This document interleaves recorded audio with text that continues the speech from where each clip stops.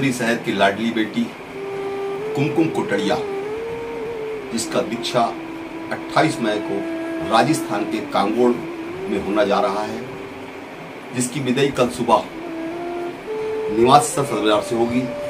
विदाई के पूर्व समाज में एक प्रथा रही है लापसी लूट की। लापसी लूट को लेकर पूरे समाजजनों में जबरदस्त उत्साह है। लापसी जो दीक्षार्थी बहन कुमकुम कोटड़िया अपने हाथ से लोगों को देगी, उसको एक प्रसाद के रूप में पूरे समाज वाले स्वीकार करेंगे। पूरे जैन समाज में कुमकुम कोटड़िया की दीक्षा को लेकर जबरदस्त उत्साह का माहौल है। कुमकुम कोटड़िया का लगातार प्रत्येक समाज के द्वारा बहुमान किया गया, सम्मान किया गया।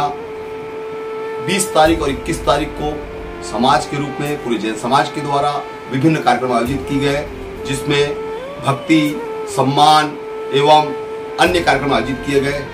दीक्षा के पूर्व समाज में प्रथा रही है कि एक बेटी की विदाई के रूप में जो नेक चार कार्यक्रम आयोजित किए जाते हैं, वो पूरे नेक चार समाज के उपस्थिति में कार्यक्रम आयोजित किए गए। अब कल सुबह जब बेटी की विदाई घर से होगी तो उस समय का माहौल काफी गमगीन होगा, क्योंकि जब बेटी विदा हो रही है तो अब जब भी वो धमतरी शहर आएगी, वो कब आएगी, कितने साल में आएगी, उसको कोई नहीं जानता।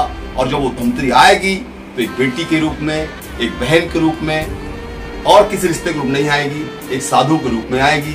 और जब भी अपने निवास स्थान में भी आएगी तो वो एक साध्वी के रूप में आएगी और सिर्फ गोचरी के नाम पर आएगी। तो पूरे समाज में कुमकुम को लेकर, उनके दीक्षा को लेकर जबरदस्त उत्साह का माहौल है। और दीक्षा कार्यक्रम में पूरे समाज के लोग भारी संख्या में राजस्थान पहुंचेंगे और अपनी बेटी को, नगर की बेटी को, मैं ऐसा मानता हूं कि कुमकुम कोटड़िया सिर्फ कोटड़िया परिवार की बेटी नहीं है, पूरे जैन समाज की बेटी है और पूरे जैन समाज की भावनाएं उससे जुड़ी हुई है। और धमतरी समाज के लिए भी हर्ष की बात है कि धमतरी की लाडली बेटी जिन शासन के लिए आगे बढ़ रही है। अब इसको लेकर अब 28 मई को दीक्षा राजस्थान होने जा रही है। मैं धमतरी के कोट से संजय जैन भी पूरे परिवार की ओर से हमारी लाडली बेटी मुमुक्षु कुमकुम कोटड़िया को बधाई देता हूं, उनके उज्जवल भविष्य की कामना करता हूं कि वो जिन शासन में खूब आगे बढ़ाए, अपने समाज, परिवार, देश और समाज का रोशन कर आगे बढ़ाएगी। आगामी 28 मई को राजस्थान के कांगोड़ में होने जा रही दीक्षा में मुमुक्षु बहन कुमकुम कोटड़िया की दीक्षा से पूर्व धमतरिया के गोट से एक खास बातचीत वाले 28 मई को धमतरी नगर की लाडली बेटी मुमुक्षु कुमकुम कोटड़िया संयम जीवन की ओर अग्रसर होने जा रही है। आइए हम उनसे एक खास बातचीत करते हैं और कुछ उनके जीवन के बारे में जानकारी देते हैं। धमतरिया के गोट में आपका स्वागत है। आप आने वाले 28 मई को सांसारिक मोह माया को छोड़कर संयम जीवन की अग्रसर होने जा रही है। सबसे पहले धमतरिया की गोट परिवार से आपका स्वागत, अभिनंदन, आपके उज्जवल उसकी कामना। आज के इस भौतिक युग में जहां लोग भौतिकता की ओर बढ़ रहे हैं, ऐसे में आप इन छोड़ के संयम मार्ग में जाने का विचार आपके मन में कैसे आया? ऐसे तो मेरे पापा की जब मैं छोटी थी तब से इच्छा थी कि अगर मेरे घर से कोई दीक्षा ले तो मैं कभी मना नहीं करूँगा उसको। आज उन्हीं की ये इच्छा फलीभूत होने जा रही है। मेरी तो भावना नहीं थी बचपन से, लेकिन उनकी इच्छा थी जो फलीभूत होने जा रही है। वो आहार करते समय रोज भावना पाते थे कि अगर घर से कोई भी दीक्षा ले मैं कभी मना नहीं करूँगा। आज के इस युग को छोड़ के जहाँ लोग, बच्चे मोबाइल, व्हाट्सएप, सोशल मीडिया में लोग एक्टिव है, ऐसे में इनको त्यागने का, इनको छोड़ने के पीछे आपके मन में क्या विचार आया?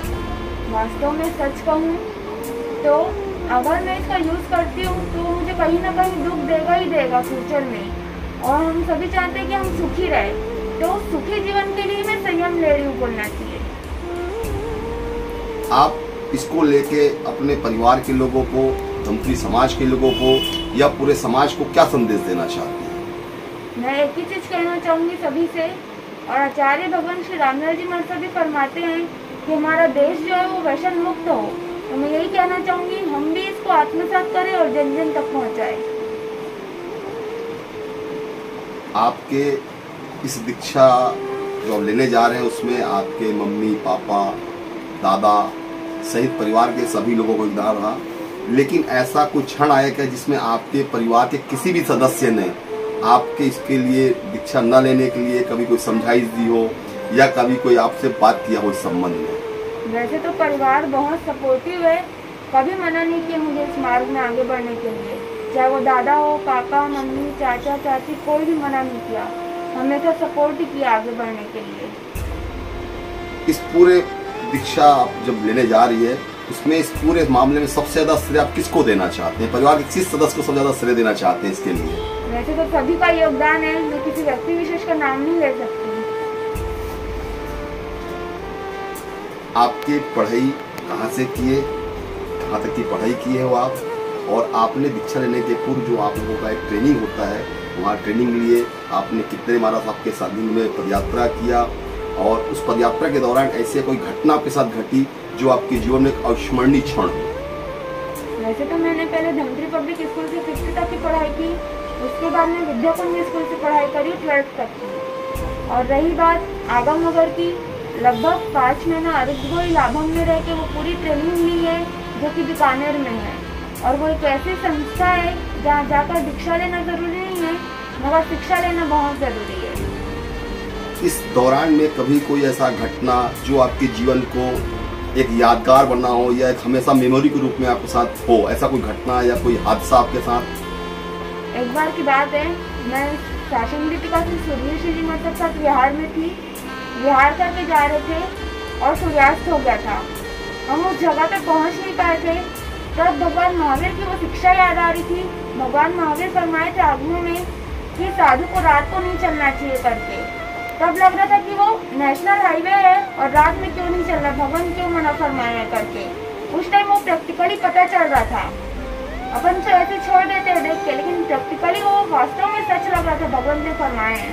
आपकी संयम यात्रा के दौरान सबसे महत्वपूर्ण होता है अपने इंद्रियों पर विजय पाना, अपनी भावनाओं पर नियंत्रण पाना। आपने इस पूरे दौरान अपने कैसे आपने नियंत्रण पाया? जो आरोग्य लाभम एक संस्था है, वहाँ हमको यही सारी चीजें सिखाई जाती है कि हम कैसे नियंत्रण करें, कैसे हम दूसरों के हिसाब से चलें, वो बोल रहे हैं उसकी बात को हम कैसे माने, यही सारी चीज की वहाँ ट्रेनिंग दी जाती है। कितने दिन की ट्रेनिंग रही वहाँ पे आपकी टोटल? लगभग 5 महीना करना तो कंपल्सरी है दीक्षा के पहले। एक बार 5 महीना किया, उसके बाद 2 महीना लगभग और रहना है। आपने इस दौरान पदयात्रा भी किया विभिन्न साधु साथियों के साथ में। आपने इस दौरान कितने किलोमीटर की पदयात्रा आपने 7 किलोमीटर की पदयात्रा आपने कितने दिन में किया? लगभग 1 महीना में 600 किलोमीटर करी थी और 100 किलोमीटर है। इस दौरान आपने तपस्या भी किया होगा, क्या क्या तपस्या और जैन शास्त्र कितना आपने अध्ययन किया? तपस्या तो 9 तक की करी है, और रही बात अध्ययन की तो दशकालिक सूत्र कंप्लीट किया है, उत्तराध्ययन सूत्र के कुछ अध्ययन, श्रीमद सुखीपाक सूत्र और छोटे मोटे शास्त्र। आज पूरे देश में पूरी दुनिया में अराजकता का माहौल है, हर जगह मार काट त्राही त्राही मचा हुआ है।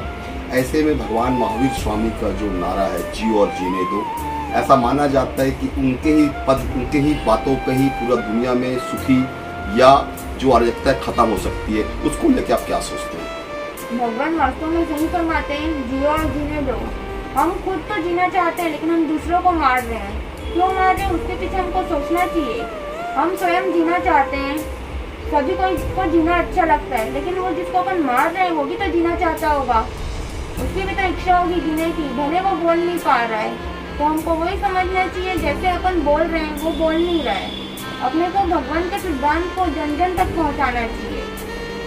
क्या भगवान महावीर स्वामी के बातों में पूरी दुनिया में शांति आ सकती है, ऐसा मानते हैं? बिल्कुल आ सकती है। दुनिया में शांति के लिए क्या करना चाहिए, क्या संदेश देना चाहते हैं? आप संयम मार्ग में जा रहे हैं, आप पारिवारिक मोह माया से दूर होने जा रहे हैं, ऐसे में पूरी दुनिया को, परिवार को, समाज को कैसे बताएं कि शांति, अराजकता से कभी कोई भला नहीं हो सकता, शांति से ही किसी का भला हो सकता है। इसको लेकर आप क्या बोलना चाहते हैं? भगवान महावीर का संदेश है जियो और जीने दो। अगर हम इसी को अपने जीवन में ले आए ना, हमारे जीवन में बहुत शांति आ जाएगी। क्योंकि जब अपन किसी को घात करते हैं ना, तो अपने मन में निश्चित रूप से कहीं ना कहीं दुख आएगा ही आएगा, वो कहीं ना कहीं अपने मन में पीड़ा देगा ही देगा, भले हम कितने ही निर्दयी क्यों ना हो, वो पीड़ा देगा ही देगा। आप क्या संदेश देना चाहते हैं आपको कि अब बहुत जल्दी आपका संयम मार्ग में आप अग्रसर हो जाएंगे, उसके बाद मंत्री कब आएंगे इसकी कोई गारंटी नहीं है। ऐसे में आप अपने परिवार, देश, समाज और पूरी दुनिया को क्या संदेश देना चाहते हैं?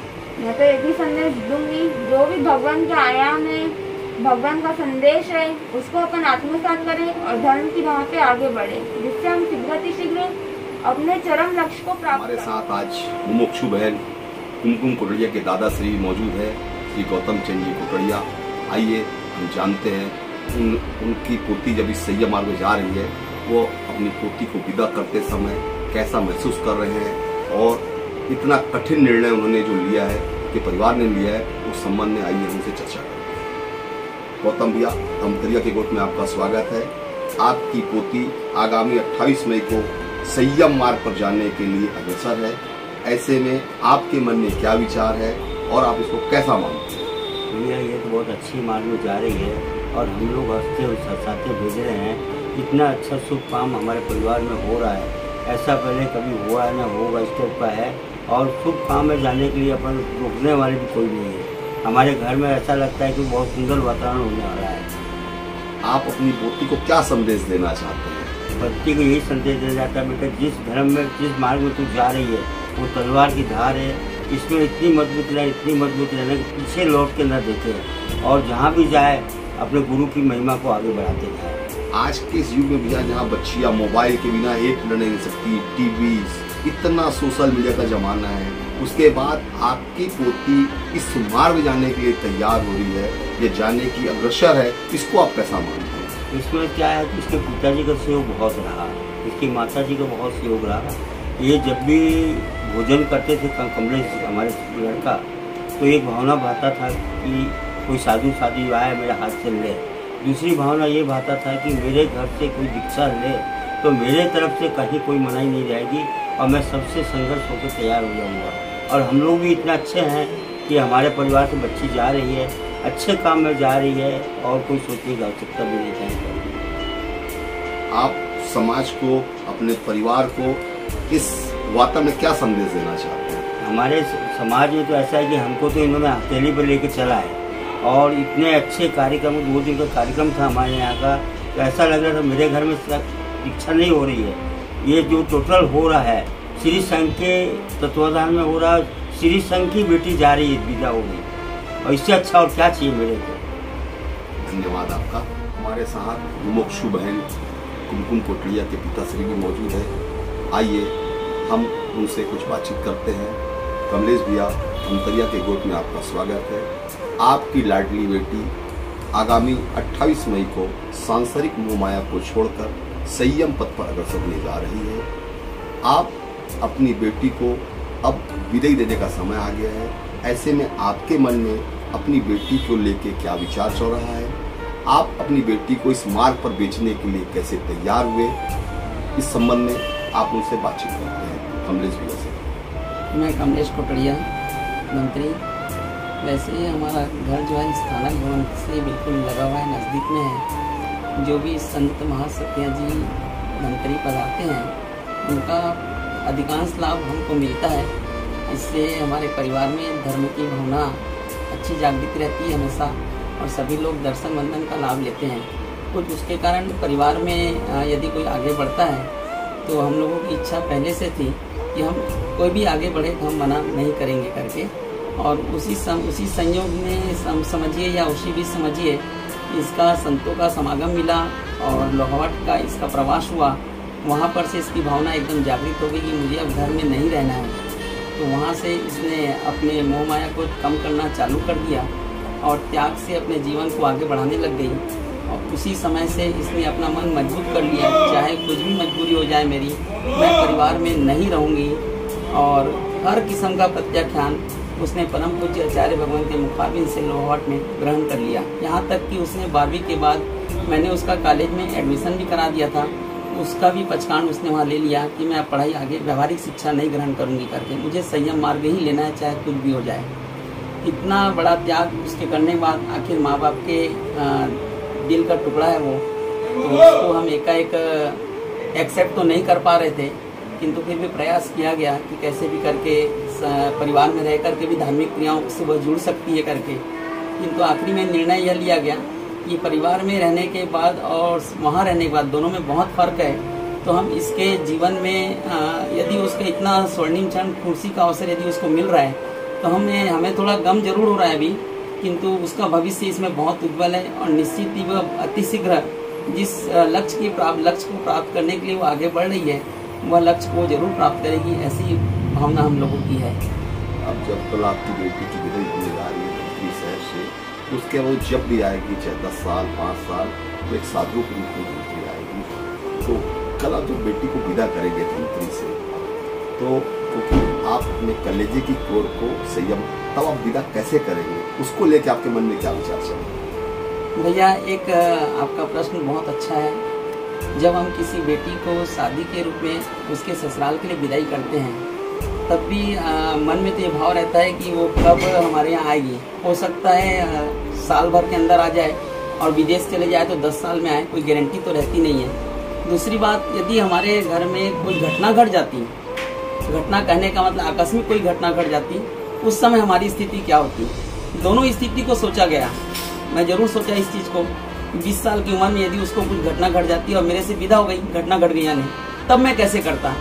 तो आज उसी स्थिति को सोचते हुए मैंने यह निर्णय लिया कि वाकई मैं ये सोचूं मेरे घर कोई अद्भुत घटना घट रही है और इस घटना जो हमको मिल रही है उसका लाभ लेना चाहिए करके। इसलिए मन को मजबूत किया गया है और सभी चीज़ों को ध्यान में रखते हुए कल उसकी विदाई का कार्यक्रम है। और यह विदाई तो क्या बोलें भैया, बेटी की विदाई से तो चलो एक उम्मीद रहती है कि किसी न किसी रूप में वह घर आएगी, किंतु यह विदाई ऐसी है कि ये आजीवन घर में नहीं आएगी। धमतरी आ भी जाएगी ना तो यह हमारे घर में सिर्फ आहार लेने आ सकती है, बाकी किसी भी रूप में वो हमारे घर में रुकने के लिए, बैठने के लिए, परिवार से बातचीत करने के लिए बिल्कुल भी नहीं रहेगी। हमको उससे मिलना है तो हमको उसके भवन तक जाना पड़ेगा, वो हमारे घर में नहीं रुकेगी। तो कल की जो ऐसी विदाई है कि ये आजीवन उसके जीवित रहते तक, उसके आगे तक पूरी की पूरी यह विदाई होने जा रही है। वाकई में यह जो क्षण है हम अपनी आंसुओं को भी नहीं रोक पा रहे हैं, किंतु मन को इतना मजबूत कर रहे हैं कि यह आंसू उसकी विदाई के समय न निकले, ताकि उसके दिल में किसी भी प्रकार का ये भावना मत आए कि मेरे मम्मी पापा या दादा को या परिवार के सभी परिजनों को कितनी तकलीफ हो रही है मेरे एक के हटने से। ये भावना लेकर के चल रहे हैं कि ये भावना उसकी मजबूत रहे और हम भी अपनी भावनाओं को मजबूत लेकर के चलें। ऐसा माना जाता है कि किसी भी बात के लिए बेटी की विदाई तो निश्चित रूप से बहुत है, लेकिन जहाँ तक माँ की बात करना बहुत जरूरी है। ऐसे में आपकी धर्मपत्नी, हमारी बेटी कुमकुम कुटड़िया की माँ को आप कैसे संभाल लेंगे, उनको विदा के समय आप कैसे समझाएंगे, क्योंकि बाप तो फिर भी कठोर होता है, माँ का हृदय काफ़ी कोमल माना जाता है। ऐसे में आपने हमारी बहू को, आप अपनी धर्मपत्नी को कैसे समझाएंगे, उनके मन में क्या चल रहा है, मैं यह भी जानना चाहता हूँ। यहाँ पर स्थिति बिल्कुल विपरीत है। मेरी छाती बहुत कमज़ोर है और उसकी छाती बहुत मजबूत है, और वो तो उसकी भावना बहुत अच्छी है कि यानी हर साल वो मेरे आके करती है, हमको दर्शन करने के लिए जाना है गुरुदेव के करके, और उसके चक्कर में मैं सबको लेकर के यहाँ तक दादा पापा मेरे बच्चे लोग सब हम लोग परम पूज्य आचार्य भगवान के दर्शनार्थ जाते हैं, और उसकी भावना बहुत मजबूत है। मेरे को आंसू रोज आता है पर वो अपने आंसू नहीं छलकाती है। धन्यवाद कुंदन जी, आपकी बेटी की विदाई है धमतरी से, उसके बाद वो जब भी आएगी तो एक बेटी के रूप में नहीं, एक साध्वी के रूप में आएगी। अब कल आप बेटी की विदाई कैसे करेंगे, आपके मन में क्या चल रहा है? कहा गया है कि बेटी की विदाई के समय, मतलब मुझे अनुभव तो नहीं था, लेकिन लोगों ने जो प्रेरणा की है उन्होंने कहा कि बेटी की विदाई के समय परिवार वाले कोई आंसू ना निकलेंगे आंसू जरूर, लेकिन उसके सामने जितना हो सके अपने आप को रोकने की कोशिश करें, क्योंकि वो भी छदमस्त है और हम भी छदमस्त है दोनों। तो दोनों के मन में वो अगर मुझे दुखी देखेगी तो उसको भी थोड़ा बहुत दुख होगा ही होगा। वो अपनी खुशी के मारे हमको बता नहीं पाएगी एक बार, लेकिन कहीं ना कहीं उसके मन में आएगा ही आएगा। तो सभी ने मुझे यही प्रेरणा की है कि आप लोग उसकी विदाई के समय ना रोए करके, भले आपको रोना हो तो बाद में आप रो लीजिएगा, लेकिन विदाई के समय मत रोइएगा करके। और वो जो अभी तक यहाँ से जो विदाई होके जाएगी उसके बाद पता नहीं 4 साल 5 साल 2 साल 10 साल बाद कब आएगी, वो जब भी आएगी वो साधु रूप में आएगी। यहाँ घर पे तो वो आएगी नहीं, भवन में ही रहेगी। अब हम यही सोच रहे हैं कि जब से यहाँ से उसकी विदाई हो तो उसको जो चीज़ का भी शौक हो वो हम उसकी पूर्ति करके भेजें उसको, कि वापस उसको वो कब मिलेगा नहीं मिलेगा कुछ पता नहीं, खाने का, पीने का, पहनने का, ओढ़ने का, जो भी हो उसकी शौक की पूरी पूर्ति करके उसको भेजें, ताकि वो आगे जाए, अपनी जिन शासन में खूब प्रभावना करे, संयम को, अपने नाने सामे शासन को खूब दिखाए और गुरु भगवान जैसा कहे उनकी सेवा में रहे। आपकी बेटी जब आपको बताई कि मैं दीक्षा लेना चाहती हूँ, तो उस समय आपके मन में क्या विचार आया? क्या आपने सहर्ष अपनी बच्ची को इसके लिए आज्ञा प्रदान किया या आपने अपनी बच्ची को समझाने का प्रयास किया? उस समय आपके मन में क्या चल रहा था? मेरी बेटी को जब भाव आए नहीं, पहले मैंने ही उसे प्रेरणा की, अगर तू संयम मार्ग को अपनाएगी तो मैं तेरे को रोकूंगी नहीं। तेरे अगर भाव बनते हैं तो मैं मनसा को भी कहूंगी कि आप अगर इसे इस कीचड़ से निकाल सकते हो तो बिल्कुल निकाल लीजिए, मैं सहर्ष तैयार हूँ, बिल्कुल भी नहीं रोकूंगी करके। इसके भाव तो बाद में बने, पहले मेरी प्रेरणा रही है उसको आगे बढ़ाने में कि तुम अगर निकल सकते हो तो निकल लो, नहीं तो फिर दूसरा मार्ग तो है शादी का। आपने वाचित रण का इस कीचड़ से निकलना और संयम मार्ग में जाने के लिए आपको प्रेरणा किया। आप क्या मानते हैं कि अपना जीवन सफल इस सांसारिक जीवन नहीं हो सकता, उसके लिए कुछ न कुछ संयम मार्ग में जाना जरूरी है? आप मानते हैं? बिल्कुल मानते हैं, क्योंकि कहा गया है कि संयम के बिना मोक्ष नहीं है और मोक्ष की चाह हर कोई रख रहा है। तो मैं भी चाहती थी कि मोक्ष मुझे भी मिले, लेकिन कुछ अनुकूलता नहीं बन पाई जिससे मैं नहीं ले पाई। तो मेरी इच्छा हमेशा यही थी कि अगर कोई बच्चा हो तो उसे किसी भी एक बच्चे को दीक्षा देने के भाव रखती थी करती, और इसकी प्रेरणा बनी। ये इतनी शांत थी तो इससे पहले प्रेरणा की मैंने कि अगर तुम ले सकते हो तो बिल्कुल लो करके, सहर्ष तैयार हूँ, बिल्कुल भी मना नहीं करूँगी। आपके परिवार में उसकी विदाई को लेकर कैसा माहौल है? माहौल थोड़ा गमगीन है, अभी तो नहीं, जब विदाई होगी तब सभी ज्यादा भावुक होंगे और एक तरफ सब उत्सुक भी हैं। एक माँ के रूप में, क्योंकि अब बेटी आपकी जो शासन की सोहराने जा रही है, एक माँ के रूप में आप अपनी बेटी को क्या देना चाहते हैं, क्या दुआएं देना चाहते हैं, क्या शुभकामनाएं देना चाहते हैं? शुभकामनाएं तो यही दूंगी कि तुम खूब जिन शासन की प्रभावना करना, हमेशा गुरु आज्ञा में रहना, जब गुरु कहे, जब जिधर जाने को कहे उधर जाने के लिए हमेशा तैयार रहना, बड़ों की आज्ञा मानना, जिसके भी साथ में रहने को कहे उनके साथ रहने में कभी मना मत करना, हमेशा प्रसन्नचित्त, फ्रेश माइंड रहना और इतनी फेस पे स्माइलिंग होनी चाहिए कि लोग देखें तो वो खुश हो जाएं कि वाकई में किसी साधु संत के दर्शन किए तो चेहरे देख के मतलब तबीयत ठीक हो जाए, जैसे बोलना चाहिए वैसे होना चाहिए। बस बहुत बहुत धन्यवाद आपका मंत्रिया के ग्रुप से बातचीत के लिए।